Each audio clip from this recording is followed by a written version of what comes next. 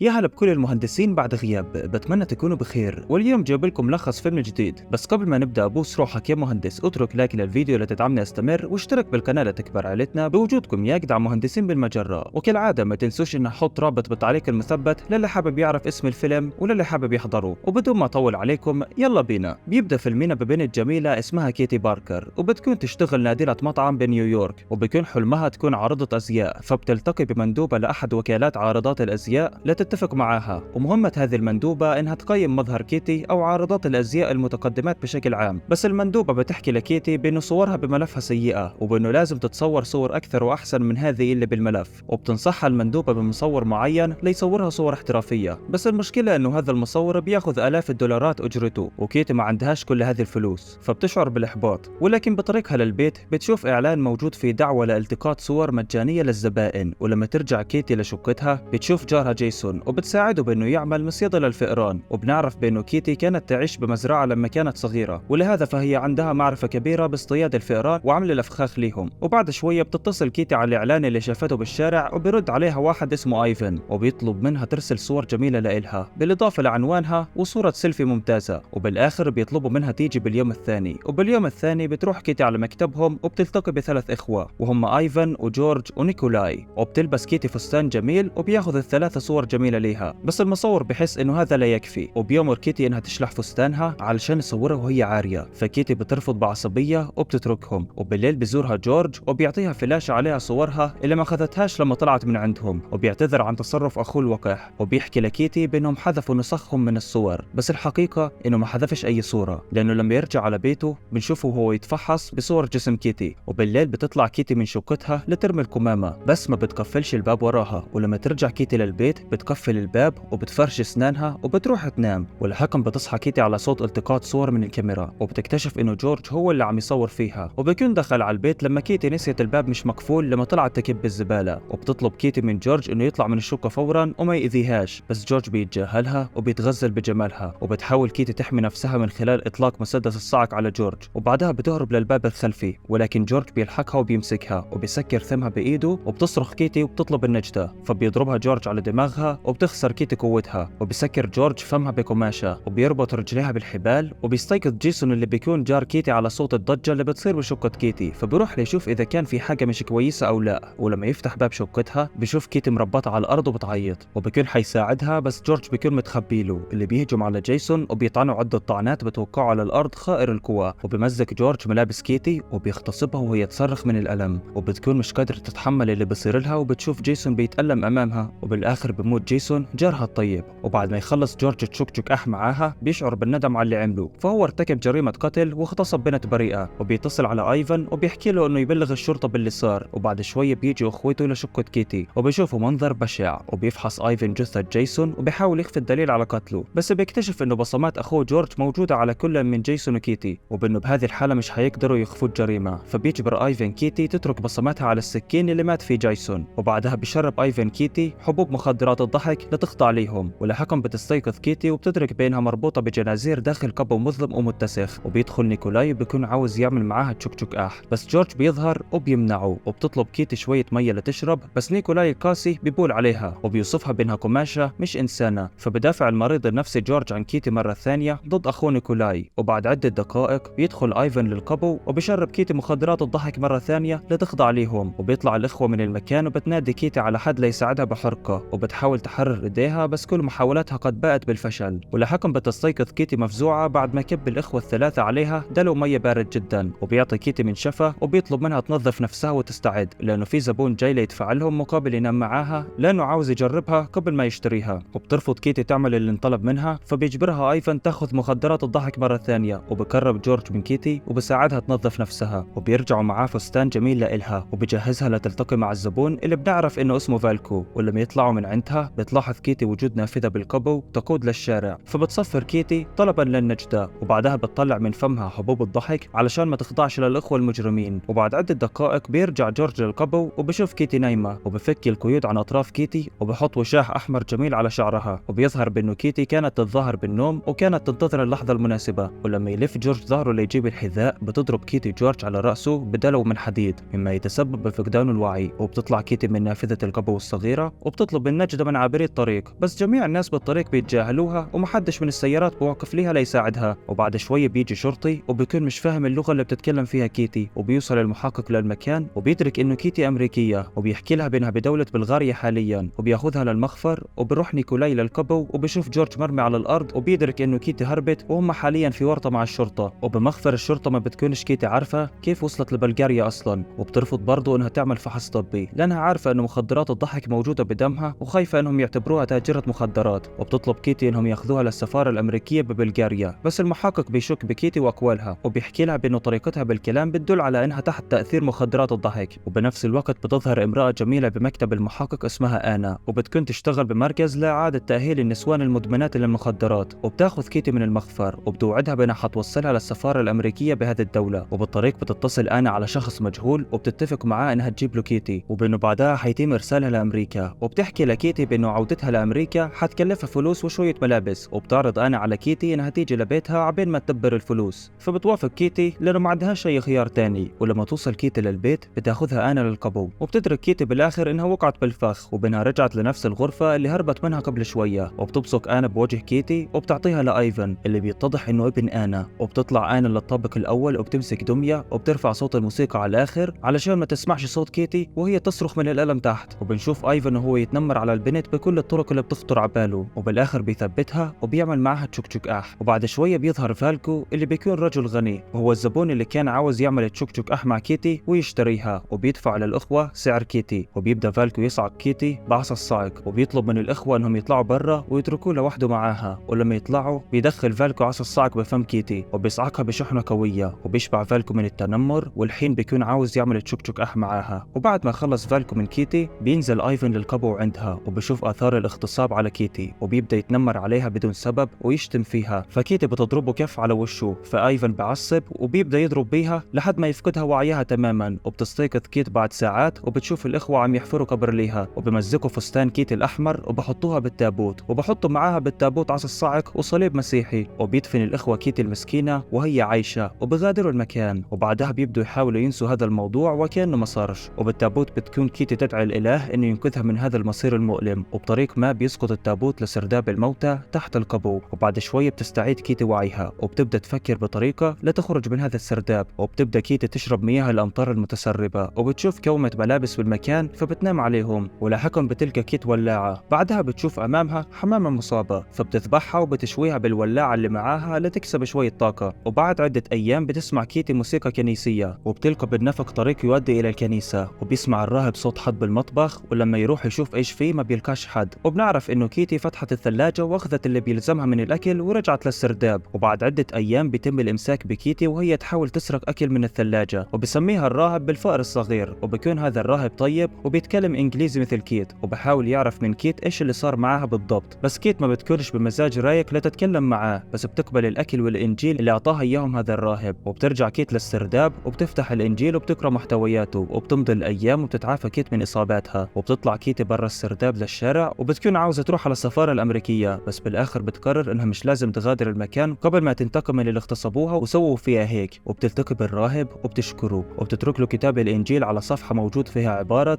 الانتقام انتقامي، سادفع كل شيء. وبيكون اول شيء بتعمله كيت هو التجسس على نيكولاي، وبتسرق كيت فلوس الاخوه بعد ما يطلع نيكولاي من البيت. وبالليل بتستمر بمراقبته وبتلقاه بيتوجه لنادي ليلي ليستمتع فيه. وباليوم الثاني بتحط كيت صليب اسود بقهوه جورج بدون ما يعرف، وبتقود جورج من خلال اغراءه لبيت مهجور ولكنه ما بيعرفش انها كيتي. وبتوقع كيتي جورج بفخ من صنعها وبتربطه بالحيط بالقيود والسلاسل. وبعدها بنشوف الراهب بيتكلم مع المحقق وبيحكي له بانه عنده بنت امريكيه بحاجه للمساعده. وبيعرف المحقق انه هذه هي نفس البنت اللي اسمها كيتي، وبيتصل على السفاره الامريكيه ليتاكد لو راحت كيتي عندهم او لا. وبهذه اللحظه بتقول كيتي لجورج بانه يستحق التعفن ويستحق العقاب، وبتعمل كيت بجسمه جروح حاده وبتدهن كيتي وجه جورج بالبراز. وبالليل بتروح للنادي الليلي وما بيكونش نيكولاي عارف انها موجوده، وبتحط له كيس كحول على طاولته، وبتكون كيت خلطه بهذا الكاس حبوب مخدرات الضحك. وبشوف نيكولاي كيت بس بيفتكر انه بهلوسه بس، وبيبدا نيكولاي يحس انه جسمه مش تمام، فبروح على الحمام وفجاه بيشوف كيتي وجها لوجه فبتضربه وبتهينه وبتحط راسه بكبينه مليانه. وبترجع كيتي للبيت المهجور لعند جورج وبتبدا تعذبه اكثر واكثر بقضيب حديدي. وباليوم الثاني بيشوف فالكو كيتي ومن غبائه بيلحقها للقبو، فبتضربه كيتي من وراه وبتربطه على سرير، وبتبدا تعذبه بعصا الصعق الكهربائي مثل ما عمل فيها تماما، وبعدها بتحط كيت سلك كهربائي بداخل فمه وبتشغل الكهرباء لتحرق فالكو من الداخل، وبالاخر بتقتله. وبعدها بترجع لعند جورج وبتصوره وهو يعاني من جروحه البليغه، وبترجع انا للبيت وبتعرف انه دميتها المفضله مكسوره وبانه البيت فيه فوضى، وبتسمع انا موسيقى بالكابو فبتروح لهناك وبتلقى هناك كيتي اللي بتضربها وبترميها جوا الصندوق، وبكون في فتحات بتسمح لها تتفرج على جورج وهو بيتعذب. وبعد شويه بيرجع ايفن للبيت وبيسمع ضجه بالكابو وبروح لتحت وبيلقى اخوه معلق بالحيط، بس كيتي بتضربه من وراه وبتربطه بطاوله، ولاحقا بتفتح الصندوق على انا لتشوف جورج وهو ميت، وبانه ايفن بيستعد ليلحقه على جهنم. وبيحكي الراهب للمحقق بانه هذه البنت قادره على فعل اشياء فظيعه جدا، وبيطلب المساعده من المحقق وبيرشده لسراديب الموتى من خلال كابو الكنيسه. وبيبدا ايفن يطالب بالنجده لانه كيتي شالت اظافره من محلها بالكماشه، وبتستعمل قضيب حديدي وبتضرب ابو رقبه تبع ايفن، واعتقد كلكم تعرفوا ايش يعني ابو رقبه. وبيوصل المحقق وبيرفع المسدس على كيتي وبيطلب منها تستسلم، وفجاه بيقوم ايفن وبيمسك كيتي وبيحاول يخنقها، بس المحقق بيقتله. وبيدرك المحقق انه عمل غلطه كبيره لما حاول يمنع كيتي من الانتقام وبيعتذر لها، وبيتركها تروح بدون عقاب. وبيسمع صراخ من الصندوق فبيفتحه وبيشوف انا اللي خسرت عقلها بالكامل. وبالاخر بتروح كيتي على السفاره الامريكيه لترجع للبيت، وبتدرك انه كما تدين تدان. لو عجبك الملخص وحابب انشر ملخصات مشابهه ما تنساش الاشتراك بالقناه يا صديقي، فعل زر الجرس، اترك لايك للفيديو لتدعم نمو القناه واستمرارها، وما تنسوش تعملوا متابعه على صفحه مهندس الملخصات على الفيسبوك واللي حيكون رابطها بالوصف. واشوفكم على خير بالملخصات القادمه. كان معكم اخوكم عرسان من قناه